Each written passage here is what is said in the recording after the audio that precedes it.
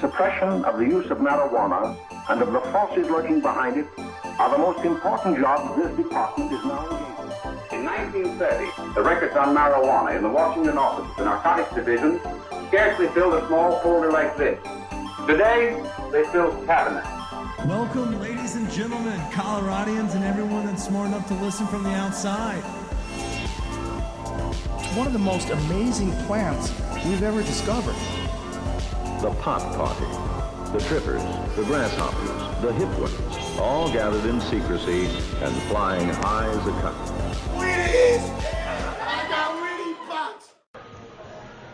Welcome back, ladies and gentlemen, to another episode of Stoned Appetit with your host. As always, it's me, Kip. To my right, I got CB. How are you, CB? I'm doing great. It's the start of the week, and we're at a location where we've probably never recorded. That is such, no, it's a new spot. It's not only a new spot, we're definitely in a new neighborhood, and that's because we are at Colorado's first ever cannabis bar and lounge. That's right, you fucking heard it. It's a bar where you walk in, there's tables, there's TVs, there's games on the wall, you can play fucking tunage, and behind the bar they have a plethora of cannabis products. Oh, did I mention they have a well that also has cannabis products? We're going to talk about all of that today because we're up here at JAD's Mile High Smoke at 7667 North Washington Street. We had to come check out the digs, but we also wanted to sit down with owner Josh Davis to talk not only about that, but also his history of beating people's faces in and UFC stuff and navigating the pitfalls in life of, cannabis industry. We have a great episode for you today. But before we get into that, Chris, we just came off 420. We just talked about that on the first half of the episode.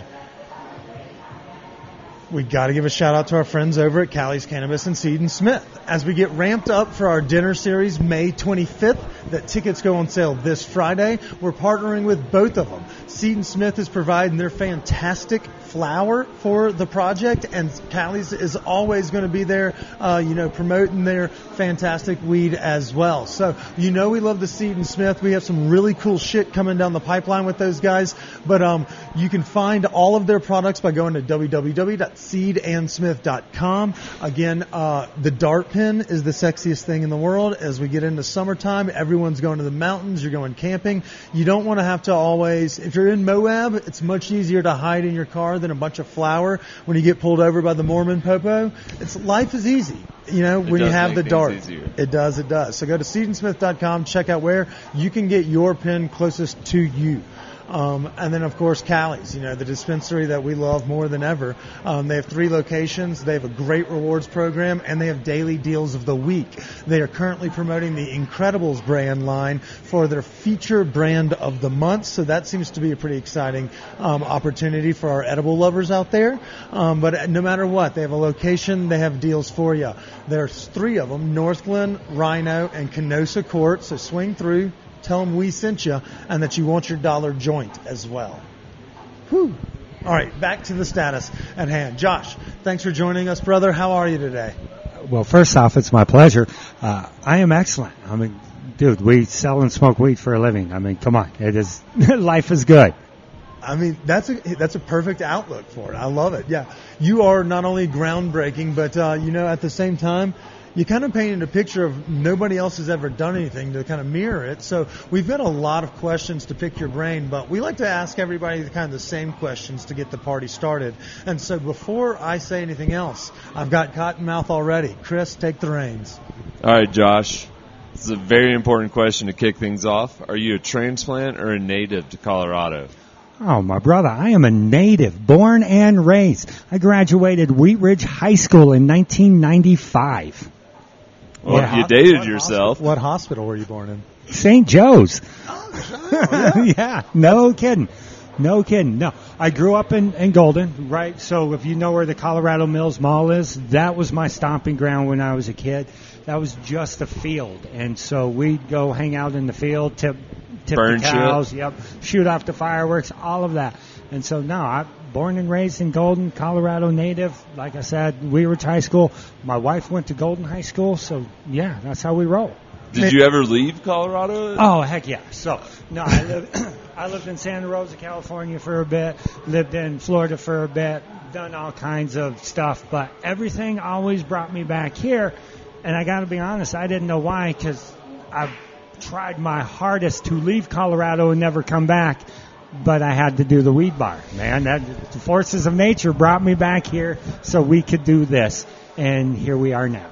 Well, you've had an interesting journey. I feel like, it wasn't like, you mentioned tipping cows and shit. Usually that's hand in hand with drinking a little whiskey and smoking a little bud. But, what is your history in the cannabis industry? How did the weed bar call to you? Because you do have, I guess I kind of did it in the intro. That's not where you came from. Oh, heck no, man. So don't hate me. I'm former parole officer, social service worker. I spent my whole life trying to teach people how to follow the law. And most importantly, I dealt with sex offenders. So I was sex offender specific. So coming out of high school, college, I started working at a treatment center that my dad owned. And I measured erections for a living. Seriously. I played these violent sex offenders, deviant material, and measured how aroused they got to it so we could develop treatment protocols to teach them how to control their deviant behaviors. Crazy. And I can't believe you. You should see the looks on their faces, guys. That's intense. No, and so that was my dad. He started sex offender therapy, and he's actually Jad, the person I named this after. But he started sex offender therapy way back in the day, and so my whole life I grew up around these individuals. And so when I got old enough, I just started working for my dad, and that's what we did. And from measuring erections, it was called a penile plethysmograph. It's funny you bring up the Mormon Popo, because I actually went out to Utah for several years to help a company create a system called the Monarch 21 system, which is what they use to do all sex offenders nowadays. And so, I did a bunch of sex offender worked for parole, all of that kind of stuff. I can't believe you'd want to get out of that and open a weed bar. Dude, that is how I actually got into the industry. I could understand. You'd want to smoke a lot after that. This is like a Law and Order SVU episode. Dude, do you want to be Elliot or Stabler? Or wait, is that? Yeah, no, which one? You have the long hair. And so now from there, I actually started working with the Green Solution to help them set up their compliance program, because they needed someone who knew the rules, knew regulations, who could help them not be dumb. And so I helped them not be dumb and get in compliance with all of the rules and regulations. And from there, I started a company called Legacy 64 and just started really helping anyone and everyone who wanted licensing. This is how you do it. Here's how you stay compliant. And then from there, I did my own thing. The whole time I was trying to figure out how can I do this myself. But I got to be honest, by the time I got into the industry, it was so expensive to get licensing, all of that kind of stuff. I was like, damn, what do I do? So I had to make enough money off teaching everyone else how to do it so I could start my own. And then when Adams County did the lottery, I won the frickin' lottery, and here we are. Hold on though, real quick. How did you get so good at the paperwork? How were you this paperwork guru? Well, I imagine it wasn't just like watching dicks all the time. You probably had to write about dicks too. That's right. Not only did I have to watch these dicks, I had to write about all of the different like kinds of Hill dicks there was. Superbad. He was just drawing them all over his book. Now, all right. So I got published in all kinds of Canadian journals for sex offender therapy and research. And so, again, I was the person who was literally playing snuff films and actual stuff that got confiscated by Port Authority, actual victimization of people, and then writing out, all right, this is what they're actually aroused to. They're not aroused to normal adults like we are. They're aroused specifically to 13 to 15-year-old females with brown hair, blue eyes. It's a very distinct, type of arousal that they have. But knowing that, boom, we can combat it. And we could teach them how to combat it. And so that's how I got very good at writing rules and regulations, because we were essentially writing them for individuals. This is how you stay safe in the community. And then working with DOC, everything is regulations. Everything is an administrative Okay. regulation. So we had ARs, is what they were called, up the ass. Everything was an administrative regulation. If you didn't like it, here's what you need to do to rewrite it. So that is what we did. And then, again, just writing all kinds of rules for sex offenders, for the Sex Offender Management Board, all of that kind of stuff. It was very easy to come over to this side and write regulations, teach people what stuff actually means, so on and so forth. Yeah, I would imagine the daily workload is probably much nicer as well. And I'm not going to try to make light of that anymore. Oh, I do. I joke about that stuff all the time. That's, You have to. If it's an not serious enough to interesting- joke about, it's not an- serious at all.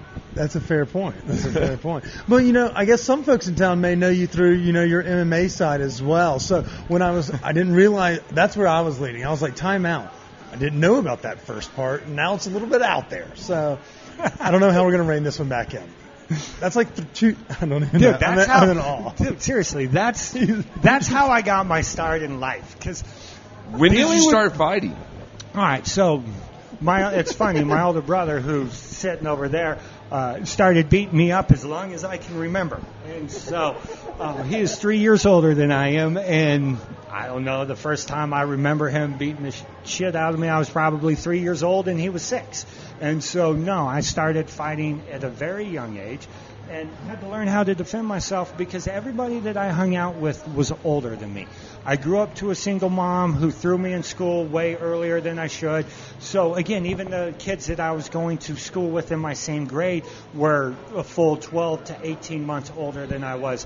And people are, well, that's not a big deal. Oh, absolutely it is because you mature, your muscles are different. So, no, I had to learn how to not get the shit beat out of me on a daily basis. And then my brother, all of his friends were like, all right, if Zach's beating up on you, then we can beat up on you too. So oftentimes it was 5-6 on 1. It was like, all right, very quickly, you have to learn how to defend yourself. Well, just 2 fists isn't good enough. Jiu-jitsu is where it's at. And so my brother actually, when UFC 1 came, he was 18 at the time, and he was probably the toughest dude around. He had won all of the freaking tough man shit. He'd go into bars at 18, and they'd have their little smokers, and he'd beat up all the freaking grown ass man, and he'd just whoop them. And So he beat the shit out of you. Oh, like you guys can't see, but Like a drunk look at Bayman this father. nose, look at this jaw. No, nothing is straight because he beat the fucking shit out of me. But he taught me how to fight. And so, no, it all started from there. And then when he was doing his stuff, we actually got to meet the Gracies at UFC 1 and meeting Henzo, meeting Hoyce, the whole freaking family. It was crazy. So they didn't speak English. They spoke Portuguese, and I'd never even heard Portuguese before. Like, I had taken Russian. I knew some German. Everyone knows Spanish. But, dude, had no idea what Portuguese was. And so they're speaking this language that I'd never heard. They walked everywhere in this trained manner where literally the person behind is holding the person in front of their shoulders, and everything they did, they called it the Gracie train. So if one of them was going to the bathroom, 20 of them lined up, boom, and they're doing this little chant in Portuguese the whole time. It was intimidating as fuck. And then this little 5'9", 175-pound dude whooped everybody, tapped them all out. It was insane. And looking at my brother, and he was like, yeah, that dude had fucked me up. And I'd never heard my brother like even contemplate that somebody would whoop him. And he's like, yeah, I'll fight him, but that dude will fuck me up. He's like, he may know that he'd been in a fight, but that dude will fuck me up. And no, from then it was game on. It was all about fucking jiu-jitsu. So we got to roll with the Gracies, got a little taste of what real jiu-jitsu was about. And that stuff wasn't here in Colorado. We didn't know anything about it. You had like YMCA, karate, maybe a couple judo places that weren't really judo. It was just, hey, if you can hip toss, that's judo. And so, no, I had to track down real jiu-jitsu, and from there it was game on. And so we started training jiu-jitsu, started working with the right people, started managing some fighters, and UFC, here we came. And so, it was all about being a part of everything that they were doing. And then when Dana White and the Fertitos actually bought the UFC and things changed, no, it was truly game on. And so, no, the TV show, we put a bunch of our